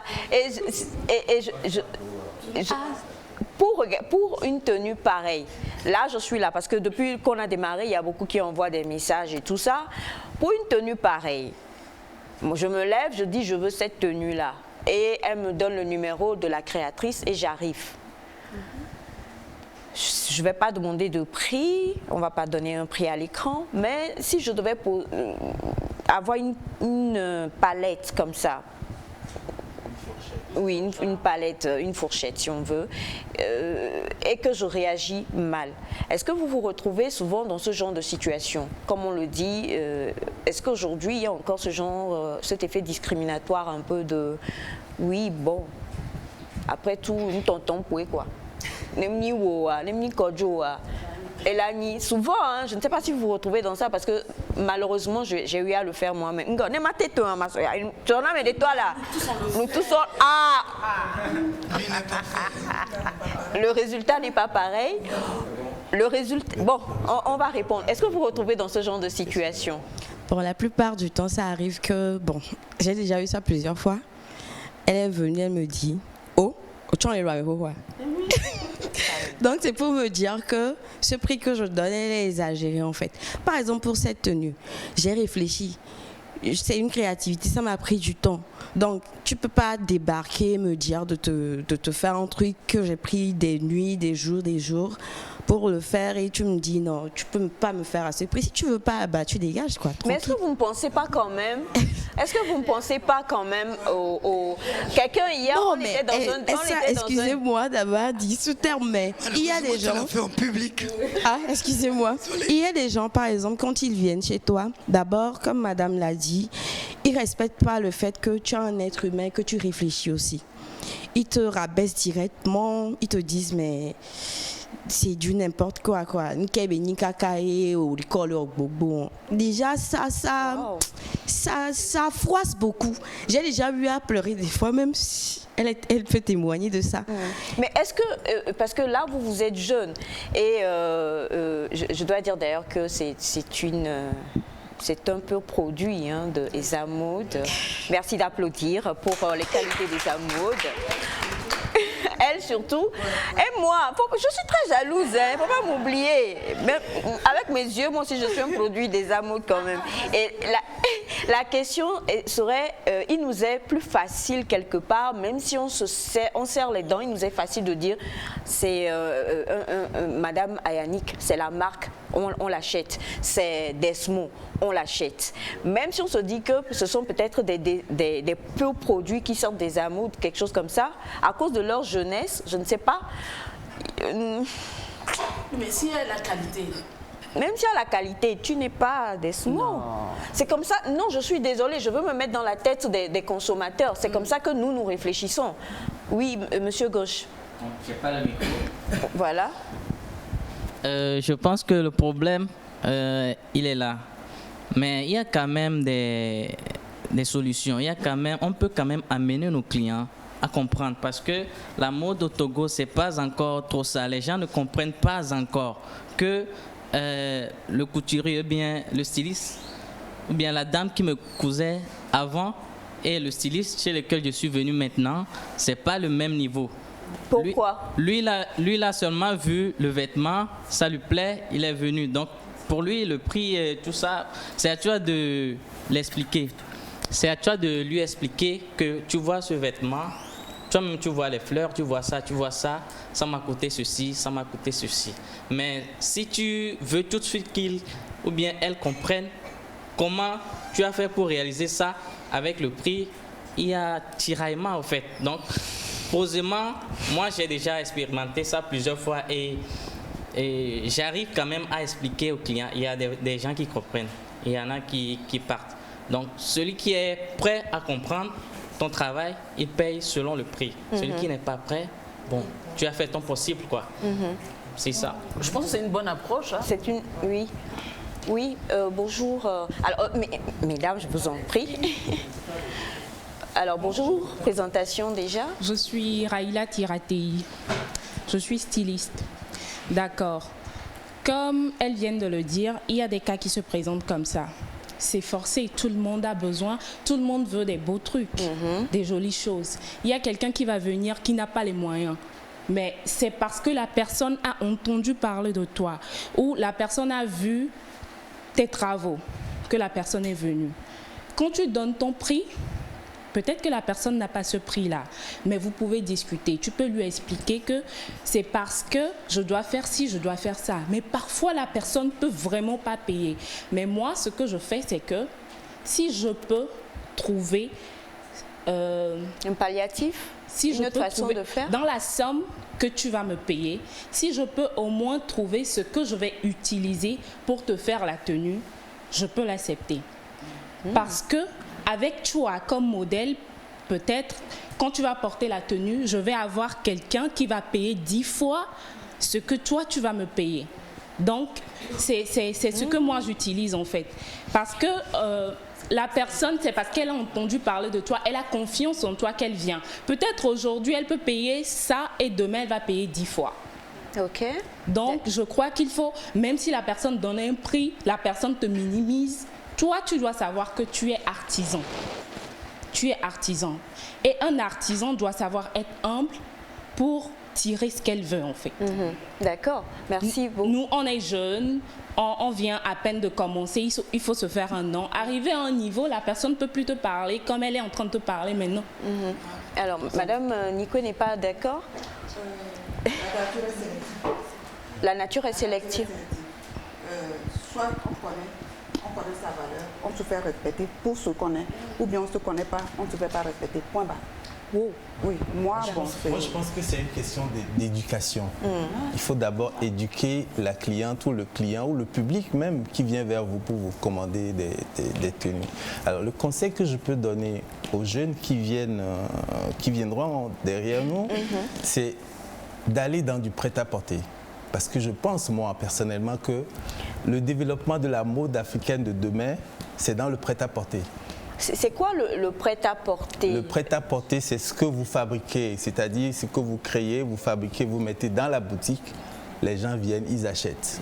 Et le prix affiché. Le prix affiché. Et dans un système de taille standardisée. Point. Si ça te va, tu prends. Oui, alors vous voulez parler, levez-vous s'il vous plaît. Présentation. Dodi Avaolano. Je voulais rejoindre le tonton en disant que le Nigeria a compris ça et aujourd'hui, ils ne font que ça. Le prêt-à-porter. Le prêt-à-porter, oui. Le Nigeria a compris ça très facilement. Bon, est-ce que le prêt-à-porter, excusez-moi, hein, moi tout le monde sait que je ne m'y connais pas dans la mode, mais même chez nous aujourd'hui, quand vous allez, on n'avait pas ça vraiment au grand marché, je suis désolée. On a plein de robes en pagne, des choses comme ça. C'est de ça que vous parlez en parlant de prêt-à-porter? Il y a prêt-à-porter, ça aussi c'est du prêt-à-porter, c'est du prêt-à-porter vulgarisé industriel, si vous voulez. J'avais dit tout à l'heure qu'il y a le prêt-à-porter du couturier. D'accord. Qui est fait main. Et ça vous évitera tous ces problèmes de clients qui viennent vous embêter. Une fois, j'ai appris que Madame Nico a renvoyé une cliente comme ça. Je renvoie beaucoup. Hein? Parce que si je ne peux pas être respectée sur mon lieu de travail, alors la personne sort. Mais on dit en marketing que le client est roi. Exactement. Le client est roi. J'allais rejoindre. Non, oui. J'allais rejoindre en fait ce point dans le sens où aujourd'hui le marketing est partout, même dans la télévision ou que ce soit dans la mode. Donc moi, je suis pour, c'est vrai, hein, c'est ma conception, c'est ma façon de penser, pour la demoiselle en fait qui a défendu, dans le sens en fait, aujourd'hui, les grands noms sont là, mais pour pouvoir se faire un nom, il faut passer par ce qu'on appellera en fait le marketing digital, mais en même temps le marketing personnel. Et donc le marketing s'est imposé dans tous les domaines que l'approche en fait de la jeune génération peut-être pourra être de coacher, en même temps de pouvoir négocier, de permettre en fait la négociation avec, parce que moi personnellement aussi, c'est vrai, je suis pas trop mode, mais quand j'y vais, je discute, hein, je négocie. Donc la négociation, elle est de mise, hein, je crois, et pourra permettre en fait à cette jeune génération de pouvoir s'élever et de pouvoir s'installer et de se créer un nom qui pourra être respecté un peu comme aujourd'hui. Oui, madame. Vous savez, le nom, ce n'est pas par rapport au prix qu'on donne, c'est par rapport au travail qu'on fait. Ça, il ne faut pas l'oublier. Si nous avons un nom aujourd'hui, si moi j'ai un nom aujourd'hui, c'est parce que côté travail, je me suis investie. Et c'est seulement à partir de là qu'on peut dire, parce que, soyons sérieux, si je fais un vêtement bancal, vous venez chez moi, vous venez me commander un vêtement, je vous fais quelque chose, nous à l'école on dit kazaku. Quoi? C'est que c'est pas bon quoi. Et je vous dis, payez-moi 20 000. Vous allez me dire, mais écoutez madame, vous délirez. Peut-être que vous n'allez pas oser, mais vous allez le penser. Mais si je vous fais un vêtement nickel, je vous demande 20 000. Vous allez regarder, 20 000 c'est cher, mais ça vaut le coup. Demain, vous reviendrez. Moi, je suis tenté en fait de vous poser une question. La question, elle est toute simple, c'est de savoir, en fait, à vos débuts, c'est-à-dire lorsque personne en fait, on vous connaissait, est-ce que vous pratiquiez, on va dire, la même tendance? La même politique. Oui, oui, bien sûr. Parce que quand moi, je suis rentrée en 1988, mes clientes, c'était les étudiantes que j'avais laissées, c'est-à-dire mes amis du lycée, du collège Saint-Joseph que j'avais laissées, que j'ai retrouvées après, qui sont à l'université, qui étaient ma clientèle. Et je faisais mon ensemble, je le faisais à 4 000. Je faisais mon ensemble à 4 000. Mais 4 000, à l'époque, pour une étudiante, c'était... Mais j'avais beaucoup. Parce qu'aujourd'hui, je retrouve des gens qui me disent « Oh, Nini, bah, ton ami qui est là. » Je dis j'ai formé tellement de personnes que maintenant je peux dire je ne coupe plus, je forme. Bon, si j'ai pu garder une clientèle, c'est par rapport à cette phrase-là. C'est tellement bon qu'on aurait souhaité que tu nous fasses encore. Mais les choses aujourd'hui, vous venez chez moi, si je veux, je peux vous coudre à 4 000. Je peux vous coudre à 0 francs. Ça, c'est un autre feeling. Mais côté travail, si je me mets quelqu'un qui vient chez moi aujourd'hui pour dire fais-moi un... Parce que moi, je suis aussi beaucoup dans le sentiment. J'ai déjà fait une robe de mariée à une dame. Alors, je dis bien une robe de mariée. Je lui ai pris 5 000. Je me marie cette année. Non, je mens pas. Mais, Félix, je me marie cette année. Alors, tu te maries cette année, prépare une enveloppe de 500 000. Je vais te faire une belle robe. Chérie, on va reporter. Donc, ça arrive. Quand on dit, c'est pas que quand un client vient, automatiquement, on écrit sur le mur mon prix pour la robe, c'est 45 000 ou bien c'est 25 000. Et puis, tout le monde est obligé de payer 25 000. Non. Ça se négocie de... Mais quelque part, moi, je suis un peu tenté en fait de dire que c'est que vous étiez rentré en ce moment. Vous étiez rentré de quelque part. Donc la personne, ou bien les personnes en fait qui vous aborderont, les clients, même les étudiants, vos amis en fait que vous aviez laissés. Et vous êtes rentré quelque part dans le... Oui, c'est parce qu'il y a une différence entre ce qui se fait sur place et ce que j'ai ramené. Exactement. Il y a une différence.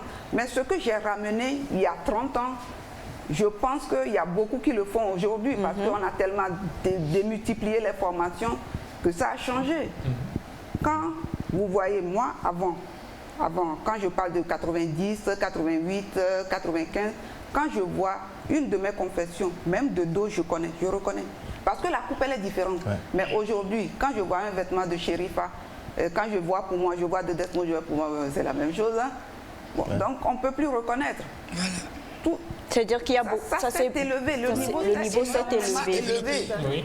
Bon, maintenant, ce qui ne suit pas, c'est que, le Togo est un petit pays, Lomé est tout petit. Quand vous parlez de prêt-à-porter, quand on me donne l'exemple du Nigeria, mais le Nigeria est vaste. Aujourd'hui, si je suis invitée dans une soirée, je suis invitée dans une soirée, il y a Madame Aïcha aussi qui va être dans la même soirée. On va se retrouver avec la même robe et puis on va se regarder. Mais non, parce que quand vous faites, je ne sais pas, moi du prêt-à-porter en Afrique, comme ça, je trouve toujours difficile. Je ne sais pas pourquoi, mais je trouve... Parce qu'à partir de la taille 42, la femme africaine, vous prenez 2 tailles 42, elles ne sont pas pareilles. Oui, ça c'est très technique, hein. Les gens ne vont pas nous comprendre. Non, les gens vont comprendre. Parce qu'il y a certains qui ont des fesses, il y a d'autres qui ont plutôt des poitrines, qui n'ont pas de fesses. Alors moi, je fais ma robe sur la taille standard. Je ne vais pas l'adapter sur Awa ou bien sûr à fille. Bon, là, quand Afi va revenir pour acheter, je serai obligée de lui faire encore la retouche de la robe que j'avais déjà cousue. Ça va être compliqué. Nadia, j'aimerais rajouter quelque chose. Lorsqu'on va, je prends un exemple, j'ai 10 stylistes que je vois souvent, que je vois le plus souvent. Je me dis que chez ces 10 stylistes, les prix varient, hein. C'est peut-être 1000 francs, 2000 francs. Hein. Parfois, certains même affichent leur prix, c'est à partir de 8000 jusqu'à X prix. On te dira, mon ensemble, c'est à partir de 12 000, c'est à partir de 25 000.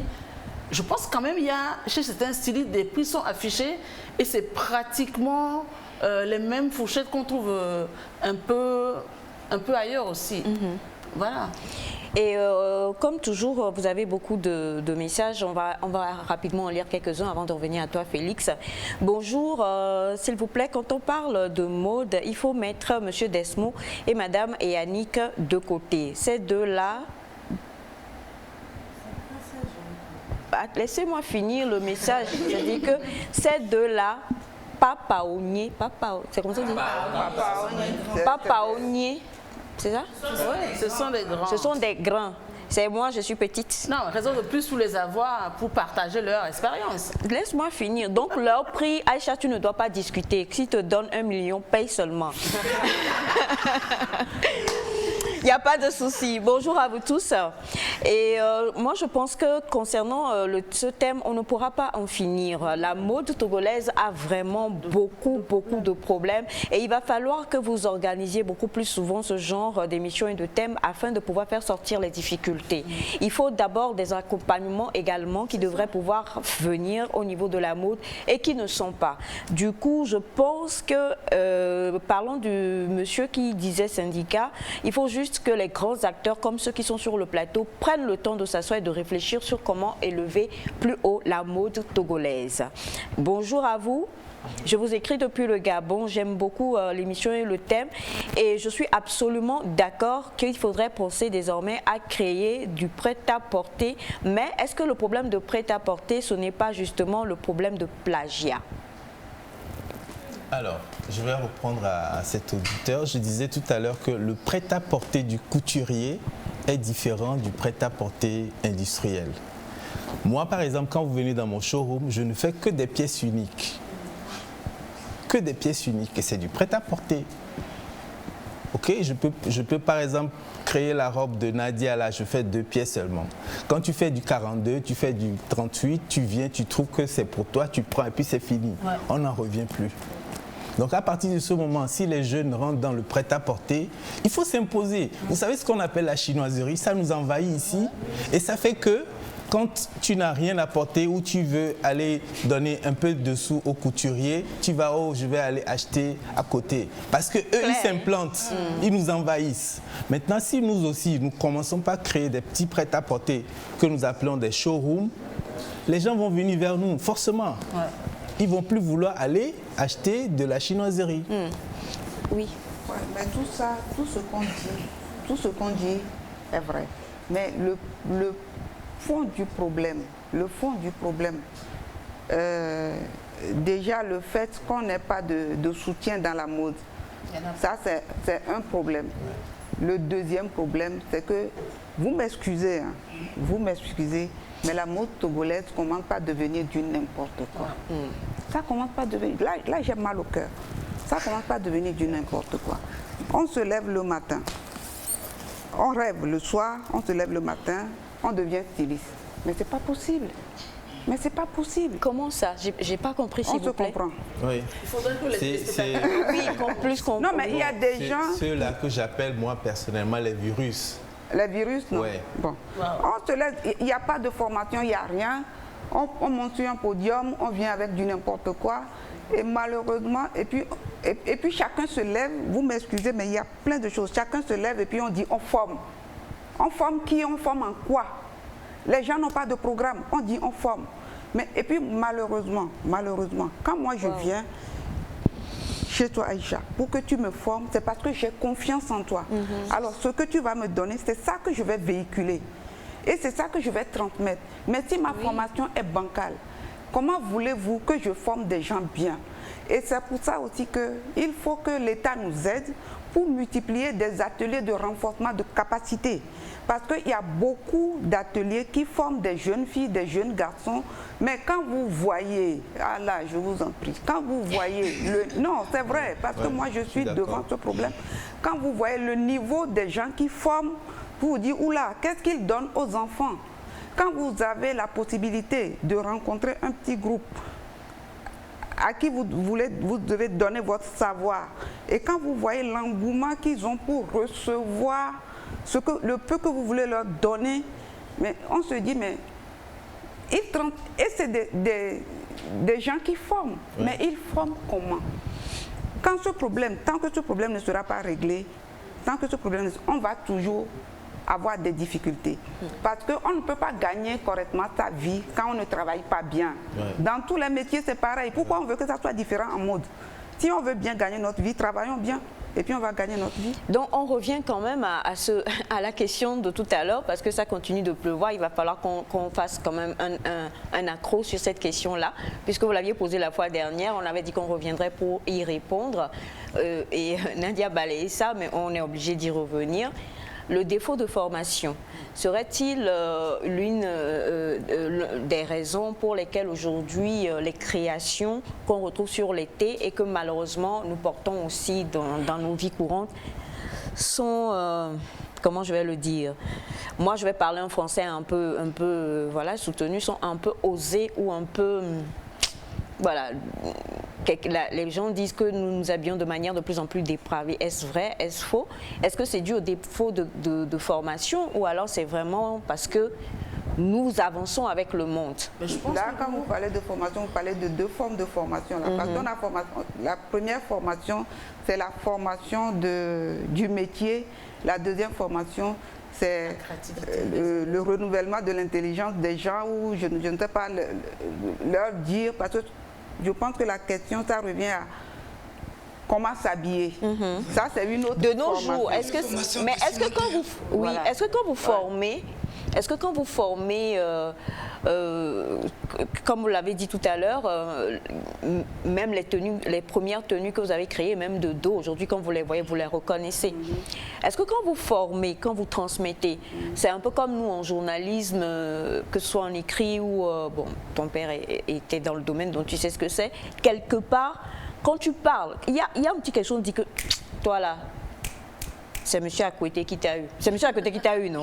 Il y a un petit quelque chose qui fait toujours qu'on ressent, on sent l'empreinte de ton mentor en toi.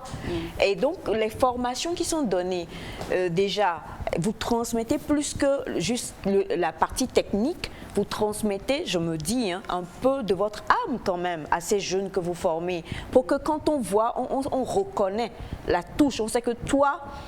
Même si c'est dans un autre pays, toi, tu n'as pas été à Esamoud par hasard. Oui, c'est Esamoud. Est-ce que c'est pas ça, en fait, la formation? Je ne m'y connais pas dans le domaine de la mode. En fait, quand on forme dans la généralité de la mode. Hein, et quand les étudiants sortent, il y en a qui prennent une autre voie carrément.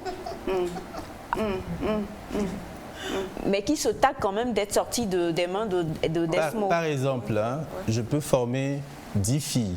Et parmi les 10 filles, il y a 5 qui sortent. Elles se disent, OK, moi je vais habiller que les hommes. OK. Elles se spécialisent dans les tenues hommes. Vous n'allez pas me dire demain que ces filles-là, elles ont les touches de Desmo. Pourquoi pas? Parce qu'elles ont changé le chemin. Elles ont changé beaucoup de choses en cours de route. On ne peut pas reconnaître tout de suite. Moi, j'irais. C'est pas évident, c'est pas évident. C'est une bonne chose. Oui. Il faut que lorsque les jeunes étudiants, les futurs stylistes sortent des écoles. Moi, j'ai formé des jeunes qui aujourd'hui, quand ils présentent leur collection, moi-même, je me dis, mais waouh. Voilà, c'est parce qu'on n'a pas besoin de te copier. Oui. Voilà. Non. Ils font des choses différentes. Oui, il faut normalement, il faut être créatif. Voilà. Ils ont été créatifs. Là, on donne une base et chacun évolue après. Parce que moi, quand j'ai fait Forma Mode, quand je voulais rentrer, il y a un camarade qui m'a dit, toi, tu penses qu'avec ce qu'on a eu là, toi, tu peux aller faire quelque chose avec? Je dis oui, mais vous pouvez former 10 filles, ou 10 garçons, ou 10 personnes. Si vous avez, il y a quelqu'un, parce que moi je me plains parce que je veux tout le temps que tout le monde arrive à réussir, mais après on se rend compte que c'est mission impossible. Ouais. C'est mission impossible. Et puis il y a un ami qui m'a dit un jour, Nini, si tu continues comme ça, tu vas faire une crise cardiaque. Si tu formes 10, s'il y a 3 qui sont très bien comme toi, bon. Tu as fait du bon travail. Ouais. Et quand elles sortent, on les forme, on leur donne les mêmes bases. Mais après, quand elles sortent, il y a d'autres qui vont dire, oui, c'est plus facile la couture à main levée. Bon, ce mot qui me casse le tympan souvent. Que c'est plus facile, ils vont s'orienter dans des choses bizarres, qui vont te mettre la doublure contre l'habit surjeté ensemble pour ce que je n'ai jamais vu dans un prêt-à-porter, ce que je n'ai jamais vu. Bon, alors qu'ils n'ont jamais été formés comme ça. Alors moi je dis, quand je circule et puis je croise... Ce sont des raccourcis. Et puis c'est des raccourcis bizarres. Quand je croise... Je vais vous couper la parole si vous voulez. C'est ce que je disais tout à l'heure. J'ai formé des gens qui sont en formation, faisaient exactement ce que je voulais, c'est nickel, c'est propre. Mais quand je suis retourné dans leur atelier, j'ai vu la façon dont ils travaillent, je dis mais... Vous avez appris ça d'où? Oui, vous sortez ça d'où? C'est-à-dire, c'est des vêtements qui sont faits avec les doublures collées en même temps, surfilées en même temps. J'ai dit, mais c'est quoi ça? Il dit, non, boss, c'est parce que... Attends, il dit, non, boss, c'est parce que Améan le dit là, tout fait là. On revient donc à ça. Parce que même si Améam le dit là, tout fait de là, comme on dit, la personne ne veut pas payer, fais un bon travail. C'est ton nom que tu véhicules comme ça. C'est compliqué. Tu vois, c'est pas un boulot que tu fais par amour. Quand tu te plains, tu te dis, mais est-ce que tu vas porter l'habit à l'envers? Je dis non. Voilà, est-ce que tu vas porter l'habit à l'envers? Oui. Par exemple, il y a une dame qui est venue chez moi, je lui ai fait une tenue, je lui ai donné le prix. Elle a dit, oh, c'est un peu cher. Mais quand elle a vu l'intérieur de l'habit, elle m'a dit, je te paye ça parce que l'intérieur, elle est propre, l'habit, elle est propre, et j'aime ce que tu m'as fait comme travail. Et par exemple, quand on fait nos défilés de fin de formation et tout ça, on fait les coutures cachées toujours. Quand tu vois, par exemple, moi, il y a des tenues, quand je te montre l'intérieur, tu vas penser que c'est l'extérieur. Tu vas confondre les deux. Parce que quand l'habit, l'intérieur est beau, le client, il est séduit. Quand tu viens chez une personne, par exemple, pour faire une tenue, et d'abord, tu parles mal à la personne. Comportement de cafard, réaction de tapette. Quand tu parles mal à une personne, de madame, quand tu parles mal à une personne, ne t'attends pas qu'elle sourie. Ça, je suis désolée. C'est vrai que on peut ramener la personne, lui expliquer. Moi, j'ai expliqué aux gens. Il y a des gens, je leur fais des tenues.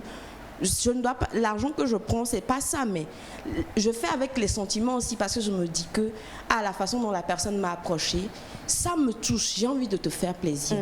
Et je le fais bien. Mais si je ne veux pas le faire, je te dis clairement, tu sais, ce prix, je ne le fais pas. Je t'approcherai prochainement. Et il faut dire aussi, en tant que consommateur, moi, en tant que consommateur, c'est vrai, quand c'est très bien cousu, j'adore et je n'ai pas tendance à trop négocier. Et c'est plus joli, je peux même très facilement faire la publicité en fait de cette personne qui m'a cousu l'habit. Et des fois, je me rappelle avoir été en fait dans des ateliers où après, je me sens très mal de porter cet habit. Des fois, je le donne et je me rappelle avoir vraiment eu, ça c'était en passant, à me quereller en fait avec un couturier. Je lui ai dit en fait, je te laisse et l'habit et ce que j'ai payé. Toi-même, tu te débrouilles avec. Clair. Moi, je te suis. Jusqu'à ce que j'ai mon remboursement. On a ce message qui dit, bonjour, j'aime beaucoup cette émission. Et sincèrement, si vous créez le prêt-à-porter comme vous le dites, ça sera très bénéfique à nous les jeunes. Et ça nous empêchera de porter les stocks et les friperies. Merci. Mais n'oubliez pas de dire à monsieur de me faire cadeau de sa tenue. Et comment ça? On dit il y a le showroom d'Esmond. Il faut pas...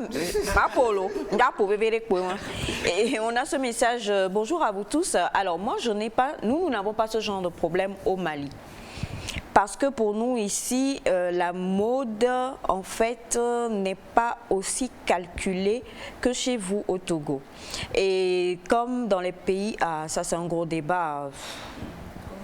c'est un gros débat. Je vais me tourner beaucoup plus vers Nadia qui voyage beaucoup à cause de son émission justement. La personne nous dit dans les pays voilà, sahéliens, tout ça, la mode c'est beaucoup plus rapide et respecte beaucoup plus les normes que les pays comme nous où nous ne voilà.